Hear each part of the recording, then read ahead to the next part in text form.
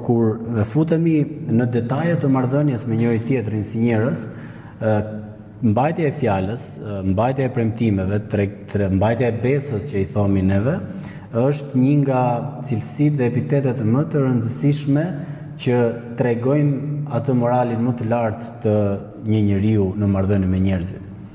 Ktu duket, sepse mbajtja e fjalës, mbajtja e premtimit automatikisht është veprim. Dhe Islami vlerëson veprën më shumë se sa fjalët. Fjalët mund të jenë të bukura, mund të kënaqin veshin, mund të tingëllojnë bukur, po nuk kanë peshë pa vepër. Dhe Allah i lartësuar për shembull këtë gjë thot në Kur'an. Ya ayyuhalladhina amanu lima taquluna ma la taf'alun.